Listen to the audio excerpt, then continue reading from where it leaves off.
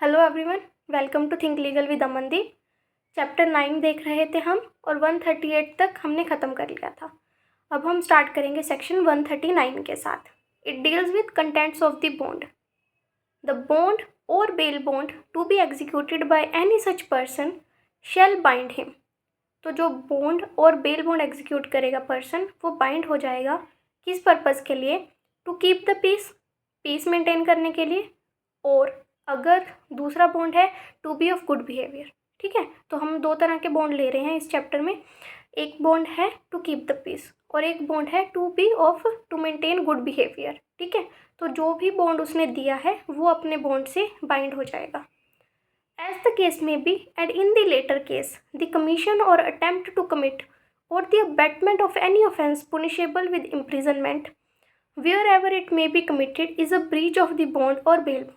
ठीक है, और जो दूसरा केस है लेटर केस, मतलब अगर गुड बिहेवियर का बॉन्ड है और उसके बाद वो कोई ऑफेंस कमिट करता है, अबैट करता है या अटेम्प्ट करता है, ठीक है, जो कि पुनिशेबल है विद इम्प्रिजनमेंट, तो उस केस में he will be liable for breach of the bond और बेल बॉन्ड। तो हम उसको ब्रीच के लिए लाइबल कर देंगे। ठीक है, बट ये ध्यान रखना है कि जो ऑफेंस वो कमिट करेगा वो पुनिशेबल विद इम्प्रिजनमेंट होना चाहिए। अगर वो पुनिशेबल विद फाइन है तो ये प्रोविज़न नहीं लगेगी। Next section 140, power to reject sureties. Subsection 1, a magistrate may refuse to accept any surety offered or may reject any surety previously accepted by him or his predecessor under this chapter on the ground that such surety is an unfit person for the purposes of the bond or bail bond। तो एक magistrate के पास power है कि कोई surety को accept करने से वो मना कर सकता है, और अगर कोई श्योरिटी उसने पहले ले रखी है, पहले उसने एक्सेप्ट कर ली थी श्योरिटी बट बाद में भी वो रिफ्यूज़ कर सकता है, या अगर उसके प्रीडिसेसर ने, मतलब उसके आने से पहले जो जज और मैजिस्ट्रेट थे, अगर उन्होंने कोई श्योरिटी ली हुई थी तो वो उसको भी रिफ्यूज़ कर सकते हैं। बट ग्राउंड क्या होगा कि वो जो श्योरिटी है वो अनफिट पर्सन है। ठीक है, इसकी exception, provided that before so refusing to accept और rejecting any such surety he shall either himself hold an inquiry on oath into the fitness of the surety or cause such inquiry to be held and a report to be made thereon by a magistrate subordinate to him। किसी भी surety को refuse करने से पहले वो एक inquiry करेगा on oath, ठीक है, regarding the fitness of the surety. अब ये जो इंक्वायरी है वो मैजिस्ट्रेट खुद भी कर सकता है या अपने किसी सबॉर्डिनेट मैजिस्ट्रेट को भी कह सकता है इस इंक्वायरी को हेल्ड करने के लिए। ठीक है, subsection 2, such magistrate shall, before holding the inquiry, give reasonable notice to the surety and to the person by whom the surety was offered, and shall in making the inquiry record the substance of the evidence adduced before him। तो किसी भी surety को refuse करने से पहले जिस surety की refuse कर रहे हो आप उस श्योरिटी को भी नोटिस दोगे, और जिस पर्सन के बिहाफ पे वो श्योरिटी आया था उस पर्सन को भी नोटिस दोगे। ठीक है, और उसके बाद जो भी एविडेंस आएगा इस चीज़ के अगेंस्ट कि वो पर्सन अनफिट है टू बी अ श्योरिटी, उसको आप रिकॉर्ड करोगे। Subsection 3, if the magistrate is satisfied after considering the evidence so adduced either before him और before a magistrate deputed under subsection 1 and the report of the magistrate that the surety is an unfit person for the purposes of the bond. अब या तो magistrate ने खुद inquiry करी या उसने किसी सबॉर्डिनेट को कहा था तो उस सबॉर्डिनेट मैजिस्ट्रेट ने इंक्वायरी करी, तो वो इंक्वायरी होने के बाद अगर उसके पास रिपोर्ट आ जाती है और उसे लग रहा है उस रिपोर्ट के बेस पर कि ये जो श्योरिटी है ये अनफिट पर्सन है, तो फिर वो मैजिस्ट्रेट क्या करेगा, he shall make an order refusing to accept और रिजेक्ट एज द केस में be such surety and record his reasons for so doing. तो अगर उसने अभी श्योरिटी नहीं ली थी तो वो मना कर देगा उसकी श्योरिटी को एक्सेप्ट करने के लिए, और अगर उसने श्योरिटी ऑलरेडी ले रखी थी तो फिर वो उसकी श्योरिटी को रिफ्यूज़ कर देगा। ठीक है, और ये जो ऑर्डर होगा ये रीजन्ड ऑर्डर होगा। जब कोर्ट अपना ऑर्डर पास करेगी टू रिजेक्ट दी श्योरिटीज़ तो वो रीजंस बताएगी कौन से रीजंस के ऊपर हमने इस पर्सन की जो श्योरिटी है उसको लेने से मना करा है। अब इसकी एक्सेप्शन देख लेते हैं। Provided that before making an order rejecting any surety who has previously been accepted the magistrate shall issue his summons और warrant as he think fit and cause the person for whom the surety is bound to appear और to be brought before him.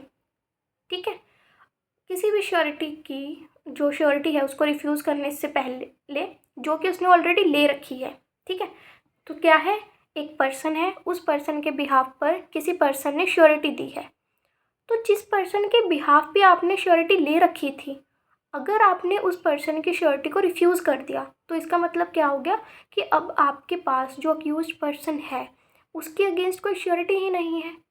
तो किसी person को तो उसकी जगह हमें दोबारा लाना पड़ेगा ना। श्योरिटी कौन होते हैं? श्योरिटी होते हैं गारंटी, एक तरह से जो कह रहे हैं कि ये जो अक्यूज पर्सन है ये आपके सामने आएगा, अपीयर होगा, नहीं होगा तो मेरी गारंटी है, मैं इसको लेके आऊँगा। ठीक है, अगर फिर भी नहीं आएगा तो मैंने जितने अमाउंट की श्योरिटी दी है आप उसको फॉरफिट कर सकते हो।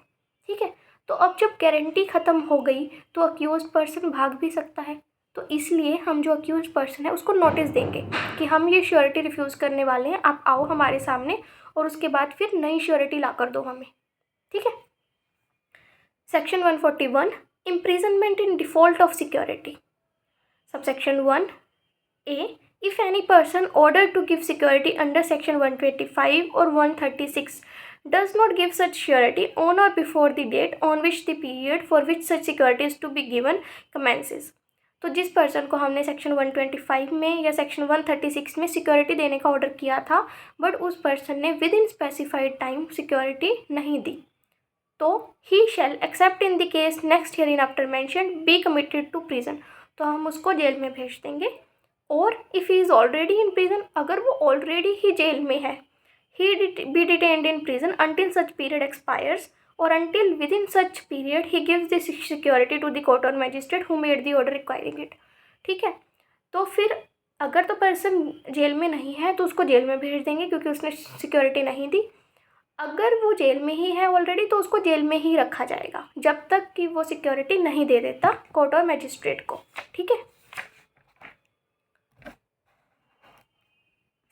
इसका B point, if any person after having executed a bond और bail bond for keeping the peace in pursuance of an order under section 136 is proved to the satisfaction of the magistrate और his successor in office to have committed breach of bond और bail bond, तो जिस person से हमने bond और bail bond भरवाए थे for keeping the piece, तो बाद में ऑन एविडेंस हमें पता चलता है कि उस पर्सन ने एक्चुअली ब्रीच ऑफ पीस किया है, तो फिर वो जो मैजिस्ट्रेट हैं या उनके बाद अगर वो ट्रांसफ़र हो जाते हैं तो उनकी जगह कोई और मैजिस्ट्रेट आ जाते हैं तो वो ऑर्डर कर सकते हैं may after recording the grounds of such proof, जो प्रूफ आया है उनके पास उसको रिकॉर्ड करेंगे, order that the person be arrested. ठीक है, तो बॉन्ड और बेल बॉन्ड एग्जीक्यूट करवाए थे हमने एक पर्सन से किस पर्पज़ के लिए, फॉर कीपिंग द पीस। ठीक है, ताकि वो शांति मेंटेन करके रखेगा, बट पता चलता है कि उसने एक्चुअल में ब्रीच ऑफ पीस किया है, तो अब हम उसको प्रिजन में भेज देंगे, अरेस्ट कर लेंगे उसको एंड डिटेन्ड इन प्रिजन, और उसको जेल में रखेंगे कब तक, until the expiry of the period of the bond और बेल बॉन्ड, जितने टाइम पीरियड का उसने बॉन्ड और बेल बॉन्ड भरा था उतने टाइम पीरियड के लिए। फॉर एग्जांपल हमारा 1 ईयर था मैक्सिमम, तो मैक्सिमम 1 ईयर था, बट मान लीजिए कि मैजिस्ट्रेट ने 6 मंथ्स का बॉन्ड और बॉन्ड भरवाया था, तो उसको 6 मंथ्स के लिए हम डिटेन करके रखेंगे प्रिजन में। And such order shall be without prejudice to any other punishment or forfeiture to which the said person may be liable in accordance with law। ठीक है, अब ये जो पावर है उसको अरेस्ट करके प्रिजन में डिटेन करने की, ये सेपरेट है, और अदर जो ऑफेंस है फॉरफीचर हो गया या किसी पुनिशमेंट के लिए हो गया वो अलग से चलेगी। ठीक है, तो जस्ट बिकॉज कि हमने उसको डिटेन कर लिया तो इसका मतलब ये नहीं है कि अब हम बॉन्ड्स को फॉरफिट नहीं कर सकते या उसको अदर पुनिशमेंट नहीं दे सकते फॉर ब्रीचिंग द बॉन्ड और बेल बॉन्ड। ठीक है, subsection 2, when such person has been ordered by a magistrate to give security for a period exceeding 1 year, अगर किसी पर्सन से मैजिस्ट्रेट ने एक्सीडिंग 1 ईयर सिक्योरिटी मांगी थी, 1 साल से ज़्यादा की सिक्योरिटी, तो such magistrate shall if such person does not give such security as aforesaid issue a warrant directing him to be detained in prison pending the orders of session जज and the proceeding shall be laid as soon as conveniently may be before such court. ठीक है, तो जो magistrate होंगे जिन्होंने 1 साल से ज़्यादा की सिक्योरिटी मांगी है, तो वो क्या करेंगे, जिस पर्सन से सिक्योरिटी मांगी है उसको वारंट ऑफ अरेस्ट इशू करेंगे ताकि उसको प्रिजन में रखा जाए, कब तक, जब तक कि सेशन जज उस पर ऑर्डर पास नहीं कर देते, ठीक है। और सेशन जज के सामने जल्दी से जल्द इन प्रोसीडिंग्स को रखा जाएगा। मतलब 1 साल से ज़्यादा का अगर आप सिक्योरिटी मांग रहे हो तो उसको डिसाइड कौन करेगा? सेशन जज करेंगे। Subsection 3, such court after examining such proceedings and requiring from the magistrate any further information or evidence which it think necessary and after giving the concerned person a reasonable opportunity of being heard may pass such order on the case it think fit। तो यहाँ पर जो सच court है उसका मतलब है court of session. तो court of session क्या करेगी? जो भी प्रोसीडिंग्स है उनको एग्जामिन करने के बाद जो भी उनके पास एविडेंस आया था मैजिस्ट्रेट के थ्रू, तो उसको देखने के बाद अगर उनको लग रहा है कि हाँ ठीक है कि इस पर्सन ने कुछ ऑफेंस किया है, रीज़नेबल अपॉर्चुनिटी देंगे उसको, तो उसके बाद वो जो ऑर्डर है उसको पास कर सकते हैं। अब ये ऑर्डर कोई भी हो सकता है, हम डिस्चार्ज का भी ऑर्डर पास कर सकते हैं और टू डिटेन हिम प्रिजन भी कर सकते हैं, ठीक है। तो इसमें लिखा हुआ है कि एज इट थिंक फिट, जैसा कोर्ट को सही लगेगा on the basis of the evidence. इसकी exception, provided that the period for which any person is imprisoned for failure to give security shall not exceed 3 years। तो अगर कोई person security देने से मना कर देता है तो हम उसको 3 years से ज़्यादा डिटेन नहीं कर सकते, ठीक है। तो उसको जो मैक्सिमम इम्प्रिजनमेंट हम दे सकते हैं for failure to give security वो है 3 years, ठीक है। तो ये टाइम लिमिट आपको याद रखनी है। Next, subsection 4, if security has been required in the course of same proceeding from 2 or more persons in respect of any one of whom the proceedings are referred to the session judge, such reference shall also include the case of another person who has been ordered to give security, and provisions of 2 and 3 shall in the event apply to the case, except the period for which he may be imprisoned shall not exceed the period for which he was ordered to give security। तो इन्होंने बोला कि अगर एक से ज़्यादा persons के against ये प्रोसीडिंग्स चल रही थी तो फिर उनमें से किसी एक पर्सन के अगेंस्ट हमने जो प्रोसीडिंग्स है वो कोर्ट ऑफ सेशन को भेज दी हैं, तो उस केस में क्या होगा? जो बाकी के पर्सन्स हैं उनकी भी प्रोसीडिंग सेशन कोर्ट में ही जाएगी और फिर उनके ऊपर सबसेक्शन 2 और 3 डिट्टो एप्लीकेबल हो जाएंगे।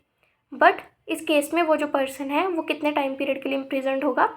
जितने टाइम पीरियड के उनको सिक्योरिटी देने के लिए कहा गया था। Subsection 5, a session judge may in his discretion transfer any proceedings led before him under subsection 2 or subsection 4 to additional session judge, and upon such transfer such additional session judge may exercise the powers of session judge under his section in respect of such proceedings। तो session जज को पास हमने case को भेज दिया, अब वो क्या कर सकते हैं? किसी एडिशनल सेशन जज की भी ड्यूटी लगा सकते हैं कि वो उस केस को डिसाइड करें अब, और फिर एडिशनल सेशन जज की ही पावर्स को एक्सरसाइज करेंगे, ठीक है। अब ये चीज़ क्यों कर रहे हैं हम? क्योंकि सेशन कोर्ट के पास बहुत ज़्यादा वर्कलोड है, तो उनके वर्कलोड को कम करने के लिए ये प्रोविज़न हमने बनाई है कि वो चाहें तो एडिशनल सेशन जज को भेज सकते हैं। Subsection 6, if the security is tendered to the officer in charge of the jail he shall forthwith refer the matter to the court or magistrate who made the order and shall await the orders of such court or magistrate। तो अगर security दे दी है officer in charge of the jail को, तो जो officer in charge of the jail है वो क्या करेगा? साथ के साथ कोर्ट और मैजिस्ट्रेट को बताएगा और फिर कोर्ट और मैजिस्ट्रेट के ऑर्डर्स की वेट करेगा। किस पर्पस के लिए? ताकि जो कोर्ट और मैजिस्ट्रेट है वो रिलीज ऑर्डर्स पास कर सकें, क्योंकि हमने इसी पर्पस के लिए उस पर्सन को अंदर रखा था ना, क्योंकि वो हमने उससे सिक्योरिटी मांगी हुई थी और उसने सिक्योरिटी नहीं दी थी। Subsection 7, imprisonment for failure to give security for keeping the peace shall be simple. तो अब इम्प्रिजनमेंट जो है वो 2 तरह की होती है, आइदर रिगरस और सिंपल, और पार्टली सिंपल और पार्टली रिगरस। रिगरस में क्या है? आपसे जेल में काम करवाया जाता है, हार्ड लेबर। बट जो सिंपल इम्प्रिजनमेंट है उसमें आपको कोई काम नहीं करना, आप जस्ट जेल में रहते हो। तो इन्होंने बोला है कि अगर आप सिक्योरिटी नहीं भरवाते और फॉर दैट फेलियर हम आपको इम्प्रिजनमेंट में भेज रहे हैं, तो वो जो इम्प्रिजनमेंट होगी वो सिंपल होगी, मतलब आपसे हार्ड लेबर नहीं करवाई जाएगी।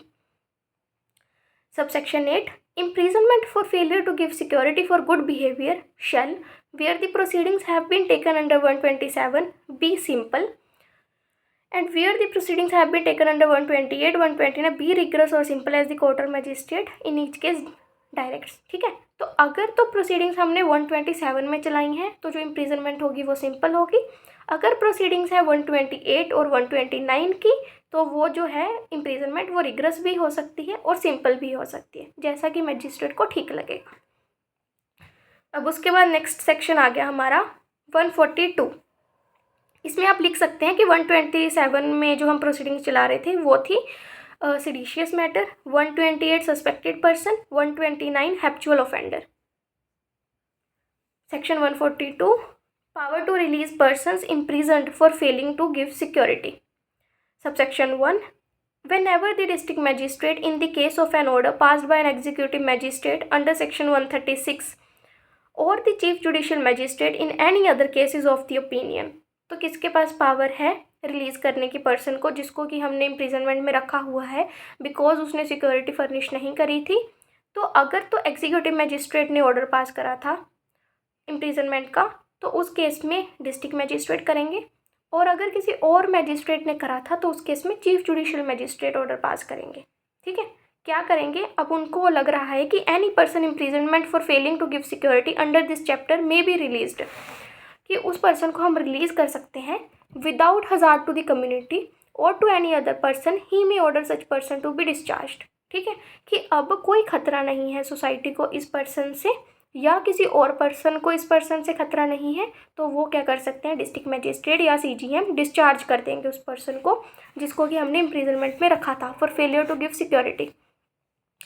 Subsection 2 whenever any person has been imprisoned for failing to give security under this chapter, इस चैप्टर में किसी भी पर्सन को हमने इम्प्रिजनमेंट में रखा है क्योंकि उसने सिक्योरिटी फर्निश नहीं करी थी, तो द हाई कोर्ट और court of session or where the order was made by any other court district magistrate in the case of an order passed by an executive magistrate under section 136 or the chief judicial magistrate in any other case may make an order reducing the amount of the security or the number of sureties or the time for which the security has been required।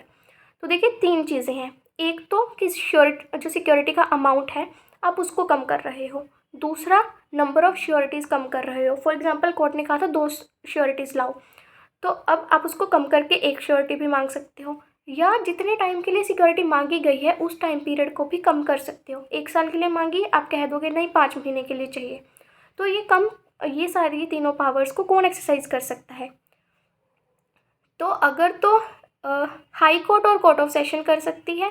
ठीक है, और अगर order किसी executive magistrate ने पास किया है फिर district magistrate भी कर सकता है, और अगर किसी और मैजिस्ट्रेट ने ऑर्डर पास किया है तो उस केस में जो हमारे चीफ जुडिशियल मैजिस्ट्रेट हैं वो भी कर सकते हैं। ठीक है, क्या करेंगे, जो अमाउंट है सिक्योरिटी का उसको रिड्यूस कर सकते हैं, नंबर ऑफ श्योरिटीज़ को रिड्यूस कर सकते हैं और टाइम पीरियड को रिड्यूस कर सकते हैं। तो ये कम करने की पावर है, बढ़ाने की नहीं है।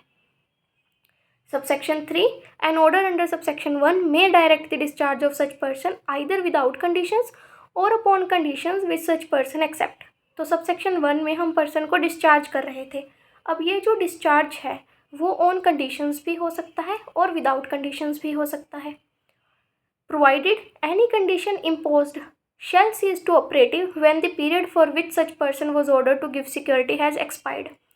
तो जितने पीरियड के लिए आपने सिक्योरिटी मांगी है, अगर आपने उसको डिस्चार्ज करते हुए कुछ कंडीशंस लगाई हैं तो वो उन कंडीशंस के साथ तब तक ही लायबल होगा जब तक कि सिक्योरिटी का टाइम ख़त्म नहीं हो जाता। ठीक है, अगर 1 साल के लिए आपने उससे सिक्योरिटी मांगी थी तो डिस्चार्ज के बाद जो कंडीशंस हैं वो 1 साल तक ही चलेंगी।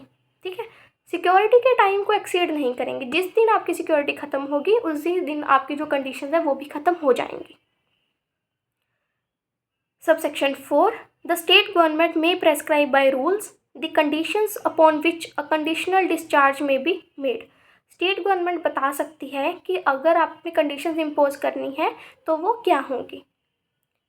Subsection 5 if any condition upon which any person has been discharged is in the opinion of district magistrate in the case of an order pass by executive magistrate और chief judicial magistrate in any other case was made or not fulfilled he may cancel the same।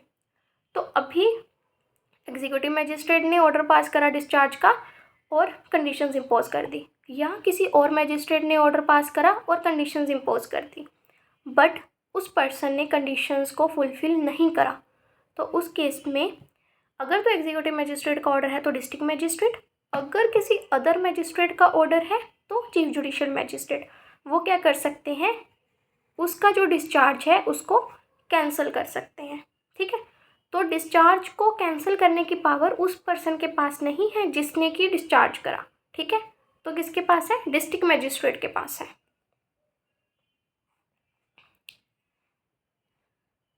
Subsection 6, when a conditional order of discharge has been cancelled under subsection 5, such person may be arrested by any police officer without warrant। तो जिस person का जो discharge था वो cancel कर दिया हमने, तो अब उस पर्सन को कोई भी पुलिस ऑफिसर अरेस्ट कर सकता है। And shall thereupon be produced before the district magistrate, और उसके बाद हम उसको डिस्ट्रिक्ट मजिस्ट्रेट के सामने प्रोड्यूस करेंगे अगर ऑर्डर एग्जीक्यूटिव मजिस्ट्रेट का था, और चीफ जुडिशियल मजिस्ट्रेट के सामने प्रोड्यूस करेंगे अगर किसी और मजिस्ट्रेट का ऑर्डर था। Subsection 7, unless such person gives security in accordance with the terms of original order unless such person gives security in accordance with the terms of original order of the unexpired portion of the term for which he was in the first instance committed or ordered to be detained, district magistrate in the case of order may remand such person to prison to undergo such unexpired portion।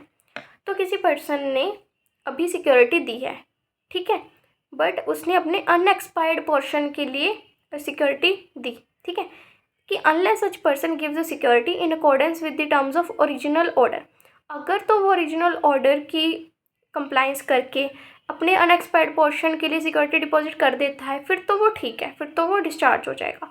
But अगर उसने नहीं करी तो फिर जो district magistrate है या chief judicial magistrate है वो रिमांड कर सकते हैं उस पर्सन को प्रिजन में, ताकि जितना उसका रिमेनिंग पीरियड है वो उतने पीरियड के लिए इम्प्रिजनमेंट अंडरगो करे।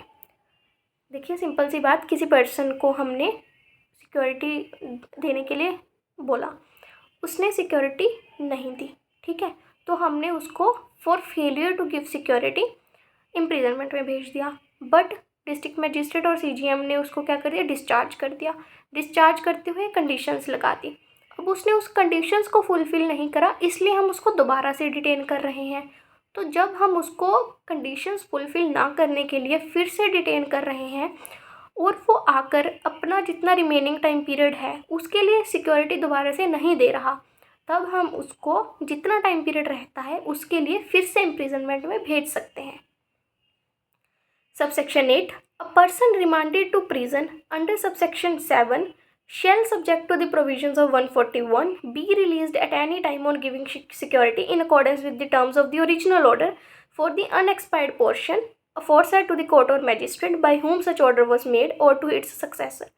तो जिस पर्सन को अभी हमने प्रिजन में रिमांड किया तो अनएक्सपायर्ड पोर्शन के लिए, तो अगर वो सिक्योरिटी दे देता है एज पर ओरिजिनल ऑर्डर, ठीक है, तो हम उसको रिलीज़ कर देंगे।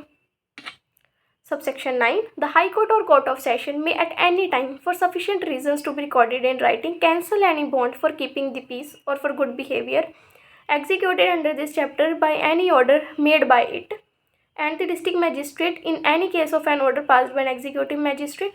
तो अगर तो हाई कोर्ट और कोर्ट ऑफ सेशन ने ऑर्डर पास किया था फॉर सिक्योरिटी, तो फिर वो हाई कोर्ट और कोर्ट ऑफ सेशन किसी भी टाइम उस बॉन्ड को कैंसिल कर सकते हैं, और अगर किसी एग्जीक्यूटिव मजिस्ट्रेट ने ऑर्डर पास किया था तो डिस्ट्रिक्ट मजिस्ट्रेट बॉन्ड को कैंसिल कर सकते हैं। अगर किसी फर्दर जुडिशियल मजिस्ट्रेट ने किया था तो चीफ जुडिशियल मजिस्ट्रेट कैंसिल कर सकते हैं, ठीक है। And where such bond was executed and make such a cancellation where such bond was executed under his order in his district, ठीक है। तो बस इसमें सिर्फ यही है कि आप कैंसिल कर दोगे बॉन्ड को, ठीक है, और जो ऑर्डर है उसमें सफिशिएंट रीजंस होने चाहिए आपके पास, जो ऑर्डर होगा वो इन राइटिंग में होगा। Subsection 10, any surety for the peaceful conduct और good behaviour of another person, any surety for the peaceful conduct or good behavior of another person ordered to execute a bond under this chapter may at any time apply to the court making such order to cancel the bond, or on such application being made the court shall issue a summon or warrant as it think fit requiring the person for whom such surety is bound to appear or to be brought before it। तो किसी person ने surety दी, अब वो person court को कह सकता है कभी भी कि जो मेरी श्योरिटी है इस पर्सन के लिए उसको आप कैंसिल कर दीजिए। तो जिस पर्सन के लिए उसने श्योरिटी दी थी उस पर्सन को बुलाया जाएगा, ठीक है। बस इसमें इतनी ही पावर है कि जो श्योरिटी है, जो पर्सन श्योरिटी दे रहा है दूसरे पर्सन के लिए, वो कभी भी अपनी श्योरिटी को, अपने बॉन्ड को कैंसिल करवा सकता है, बट फॉरफिट होने से पहले। जब वो करवाएगा तब तक वो जो बॉन्ड है वो इन फोर्स होने चाहिए। 143 security for unexpired period of bond.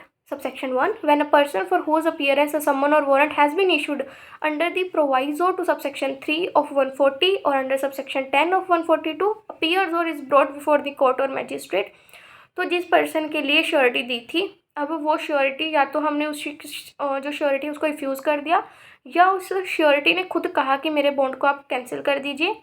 तो कहने का मतलब क्या है कि अब कोई श्योरिटी एग्जिस्टेंस में नहीं है उस पर्सन के लिए जिस पर्सन के बिहाफ पर श्योरिटी थी, और उस पर्सन को हमने बुला रखा है अपने पास, तो द मैजिस्ट्रेट और court shell cancel the bond executed by such person.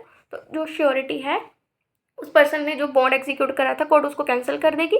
And shall order such person to give for the unexpired portion of the term of such bond fresh security for the same description as the original security. तो उस person को कहेगी court कि तुम fresh security लेके आओ मेरे पास, but same description की। तो अगर कोर्ट ने पहले 50,000 की सिक्योरिटी मांगी थी तो अब भी 50,000 की मांगेगी, बट कितने पीरियड के लिए मांगेगी? जितना पीरियड अनएक्सपायर्ड है। फॉर एग्जांपल 1 साल के लिए सिक्योरिटी थी और 8 महीने हो चुके हैं, 8 महीने के बाद आपने श्योरिटी को कैंसिल किया है, तो अभी बचे हुए 4 महीनों के लिए ही आप श्योरिटी ला के दोगे कोर्ट को, बट श्योरिटी जो है वो सेम डिस्क्रिप्शन की होगी जैसे कि पहले दी थी आपने। Subsection 2. Every order shall for the purpose of sections 139 to 142 be deemed to be an order made under section 125 और 136 as the case may be। तो जो ऑर्डर हम पास कर रहे हैं for the purposes of 139 to 140 उसको ऐसे समझा जाएगा कि जैसे कि वो ऑर्डर सेक्शन 125 और 136 में पास किया गया है। ठीक है, तो चैप्टर 9 हमारा ख़त्म हो गया। कल हम स्टार्ट करेंगे चैप्टर 10 के साथ। तो आई होप आपको समझ आ गया होगा। कल की जो हमारा लेक्चर होगा वो बहुत ज़्यादा इंपॉर्टेंट होगा, क्योंकि चैप्टर 10 में से हमारे पास मेजॉरिटी क्वेश्चंस आते हैं और इसमें हमारे पास काफ़ी केस लॉज भी हैं। तो हम सभी केस लॉज को भी देखेंगे और जितने भी हमारे पास पॉइंट नोट करने वाले हैं हम उनको भी नोट डाउन करेंगे। ठीक है, so thank you so much guys.